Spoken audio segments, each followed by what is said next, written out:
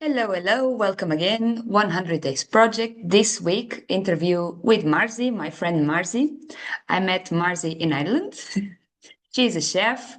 That was not in the program. I was thinking about something totally different for the interviews, but you asked me to have a chef. I asked Marzi. She said, yes, let's go.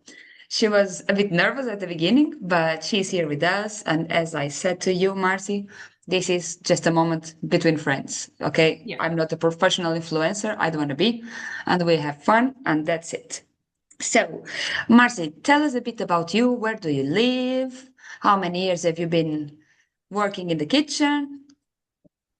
Um, I live in Carradaniel and I work in O'Carroll's Cove, but it's in County Kerry in Ireland. And I've been working there a long time.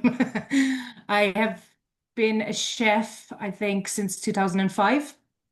Oh, And before that, I was working just as with my mom and dad there as a bartender, waitress. You do a bit of cleaning, you do a bit of cooking, a bit of everything. But I wasn't really cooking, but I was helping wash up and all that kind of stuff as a kid. But yes. then I wasn't really good at school. I was just working the whole time. We had a hotel across the way from my secondary school, and like instead of going to school, I would go over to the hotel and cater for a couple of buses, and mom would be like, "Oh, why aren't you at school?" Because I'm doing a bus, you know. It just was. I loved working, and school is just not for me. So when I did my leaving cert, and I was like, "Oh God, I'm not going to pass this thing," and my mom and dad were like, "What do you want to do?" And I said, "Well, I want to run the Cove." And well, Dad said, "If you want to run the Cove, then you have to be a chef because chefs leave you down. It's very hard to get them. You need to be able to jump in." So that's what I did. I went and did an interview and I got in. I with like 2 days notice that I was going to college and I was only 17. So it was like a big whirlwind for me. But that's fine too because it's better to throw me into things than wait because I get all jumbled up and nervous and stuff like that. And it was the best thing I've ever done, Because ever. your parents they always had business, and Yeah, your father, as far as I know from previous conversations we had, he had a big influence in your chef life. Am I massive, wrong? massive. Yeah, and my dad's side of the family really they had businesses. Like my auntie's a chef, my two aunties are chefs. My father was a chef. My granny was she was a chef. She's still alive. She's still working away. Like, but she's not. She was always in the kitchen, but she never went to college. She was just banging out the food anyway, you know. And they all had businesses. My mom and dad were working for their whole lives. They bought O'Carroll's Cove when they were 18, and they just worked so hard the whole time. And just watching them, my brother and my sister, we falling in the whole time, working, loving it. It's family time was work time, you know. But Yes. yeah, it was very important to us, and it stood to us. I think we all got good grounding from it.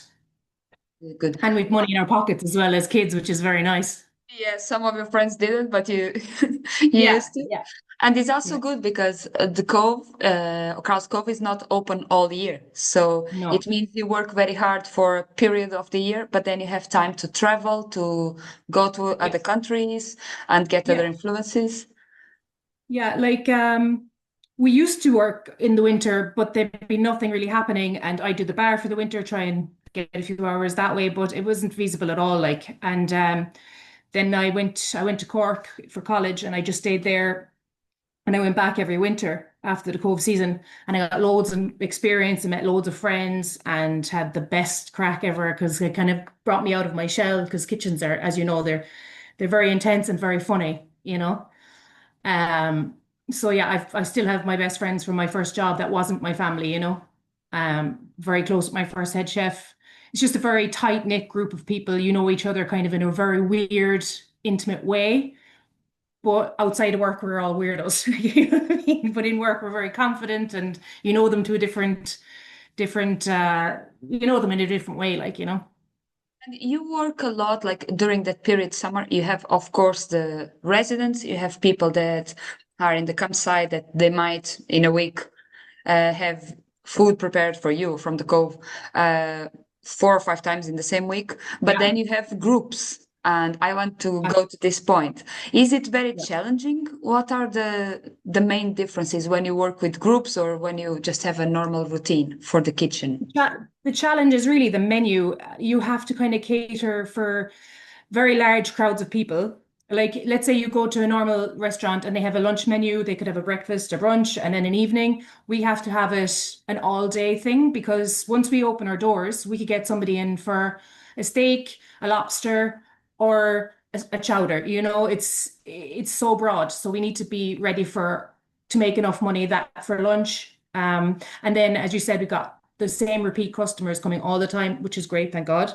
But to try and keep it interesting with a couple of specials, but then sometimes you're too busy that if you put a special on, you'd sacrifice quality. So you have to be careful, you know, of what you put on. And sometimes you'd love to put on the most beautiful and extravagant things, but you have to have consistency and, you know, not shaft yourselves in the kitchen. Like, you know, you don't want to have like an angry atmosphere and ruin everybody's day inside and outside the kitchen, you know. But putting the food on the plate in a timely manner, which tastes good and it's clean, the kitchen's nice and tidy, and the staff are happy. That's where I struggle every year to make menus because there's only so much we can do because we have a massive volume there. Sometimes we have, as you know yourself, in March, we could have very little customers come in the door, but you have to be ready because you're training the staff for when it gets busy. And then you have a bank holiday, and then it's like, boom, we're not ready for this. The menu's terrible because I made a mistake. You know, you have to know what's coming. People don't believe me when the staff arrive. They're new arrivals and they've never worked maybe a seasonal job before. And I'm like, it's not like this all the time. The busy time is coming and it's on and it's off like a light switch. And that job is Um, also for the busy time. You were saying that, thank God, not all the season because everybody would go crazy. But in the yeah. busiest time, how many meals can you serve in a day? Can you give us a number more or less? Oh yeah, like I think when we used to count them a lot, we don't really count them that much anymore.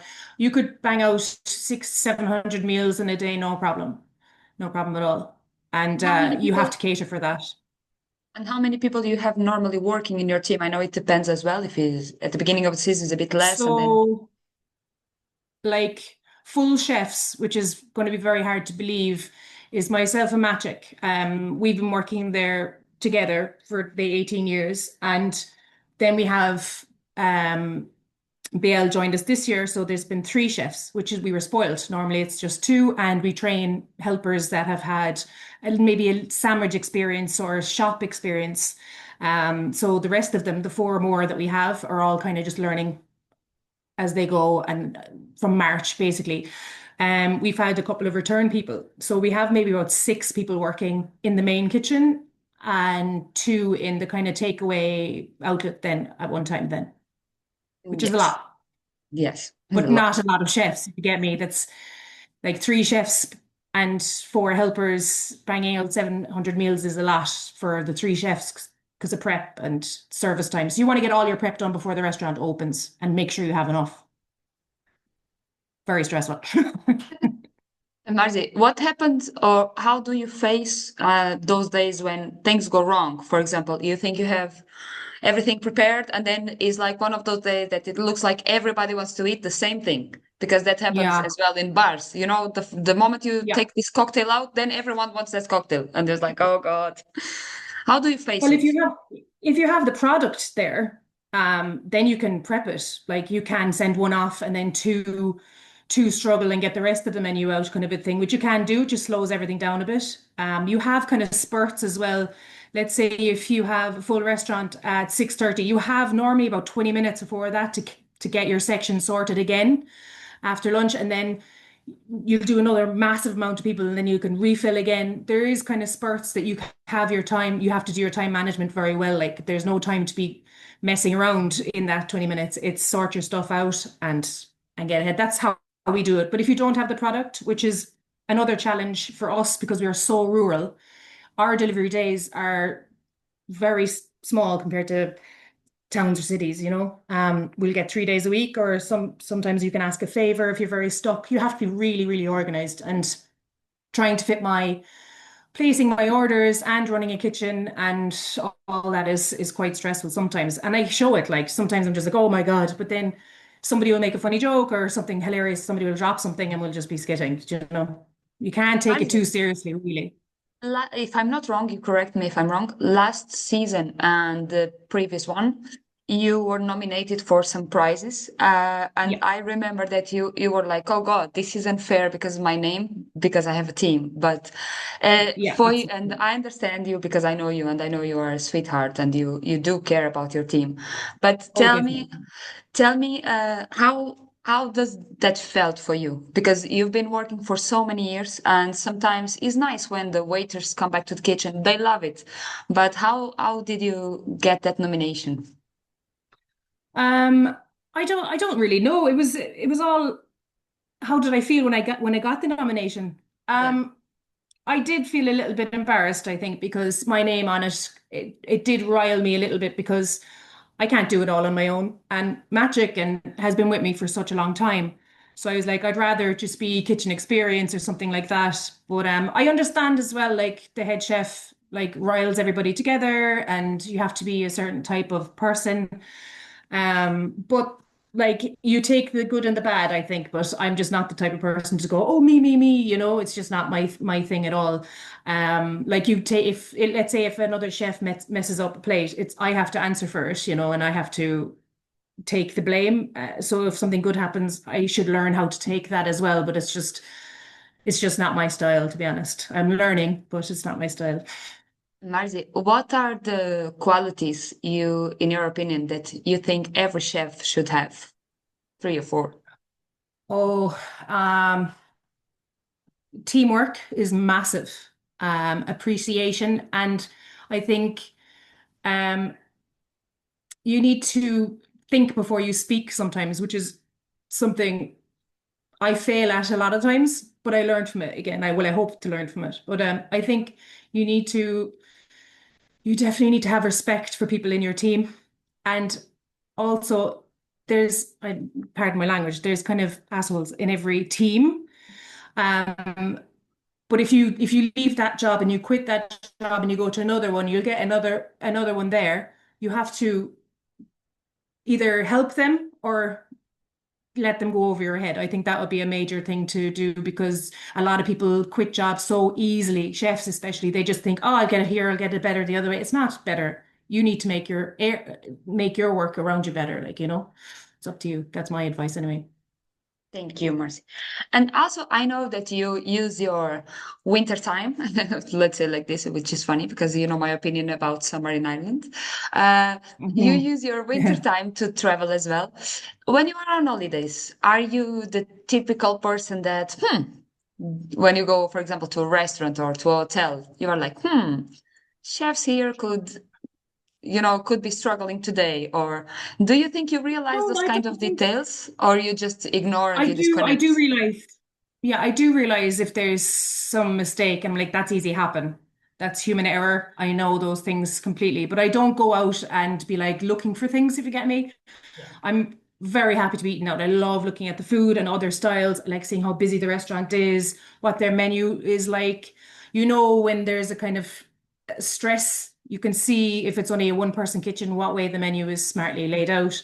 Although, but I don't go looking for it. I like to sit back, relax, and enjoy it. And if somebody's complaining or around me, I'm not good at that at all. I don't take that well at all. It's just I'm happy out just to kind of enjoy the meal. Or if you don't enjoy it, don't go back. Exactly. And when you are on holidays, for example, that happened to you that you were like, "Oh my God, this is so good," and inspires you for your own food at Definitely. the restaurant. Yeah. Yeah. I'm always looking for inspiration, plating ideas. Like when I was younger, I didn't have so much experience. When I first started because my father passed away and I had to take over his kitchen. So I didn't have that much experience at all. It was cut kind of short. And then I only had my winters. And plating, let's say, wouldn't be my like best thing. So learning from other people, learning from my mistakes, but going to other restaurants is a major thing for chefs, to be honest. Plating, different styles of plates. cutlery. It's all very important. Very important. There was any country that you visited that you said, wow, this is completely surprised me. The food here is so different and so amazing. I know you studied yourself, even not in school, Yeah. but for yourself. Mm, But My favorite country that I ate in, I think, was Thailand. I just found it outstanding. Everything. Like I was with a group of people that were so scared of the food. They had mainly like toasted sandwiches or they went to McDonald's because they had pass up and all that. And myself and another girl were there and we were both chefs. And she went to the other scale of the spectrum. She went all street food and all that. And she got food poisoning and everything. But for me, I just had serious. restaurants. Yeah, yeah. So I had restaurants and I just found the food so exciting. And so like it was so affordable that if, do you know, when you're in a restaurant, you're like, oh, that's very expensive. I hope I like it. You just order it anyway, and have everyone come around and share it. I like getting loads of different food and having a look at all of it. Because I'm not like a major like eater for shellfish or well, like I'll eat some of it, but I wouldn't eat a prawn, which is so surprising. I will eat it if I have to, but I just don't like the texture of it. But I love seeing it being served and I like tasting it, but I wouldn't order it as my dish. So I feel like I'm missing out on an awful lot of stuff because I'm not that into it. So I love when we all just have a big family style meal and everybody shares everything. That's very Yes. exciting for me. I love that. And Marzi, I know that in the Cove you have obviously lots of Irish, but then there's lots of tourists as well. When you are preparing your menu for the season, do you think about it or you just think more in a perspective like because it's a busy place, no, I cannot pay attention to this, for example, if I have lots of Americans, or imagine that tomorrow you will have lots of Portuguese people around. Uh, would do you think about this like, oh, we have lots of I don't know, Americans, a bit of Germans, English, or you just go like, no, I need to think about the product that I have available and the time that I have, The or is it product I have mix? available is it's a bit of a mix, but the product I have available is so important. Like I think our fish is outstanding. It does stand on its own, but I do like the influence of other countries because it makes it a little bit more pop.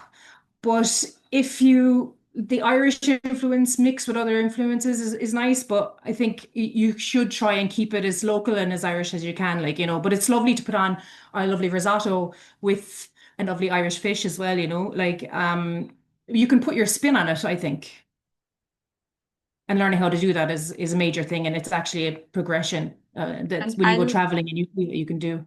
and I love because one day you said to me, "Oh my God, we love our butter and you love your olive oil," and that's so true Yeah, yeah. Yeah, it's because so true. Yeah.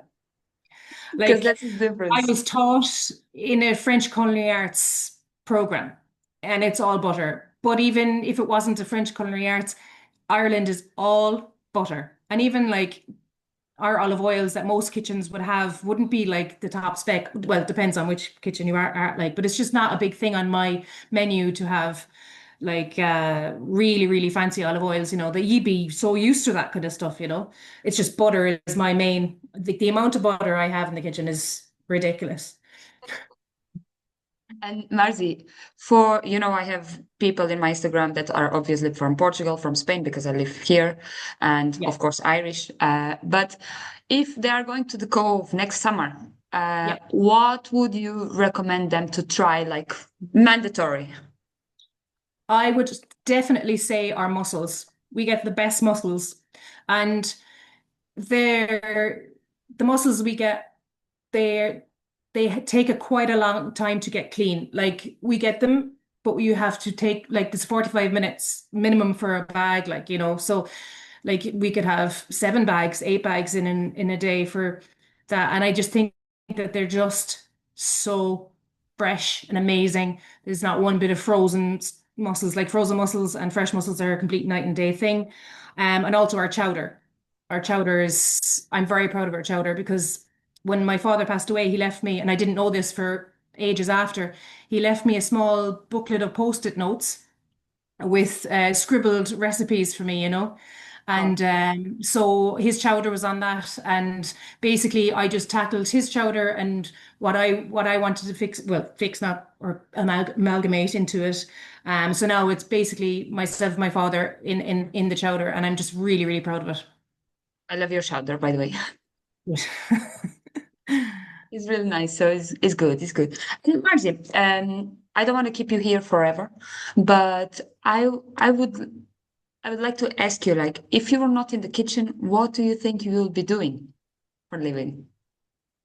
I would be doing the bar or waitressing. That's it. That was my only things I ever wanted to do. I didn't have any, if I had the book smarts, I would have been a health inspector because I'm really interested in the system, the HACCP system, everything down to a T, a nice, clean, tidy area. I'm really interested in it. It's just something I would love to have done, And which is what bizarre. I was going to conclude, but then I remembered this because it was something that I did once, and I wanted to ask you before, and I think this is the right moment to ask.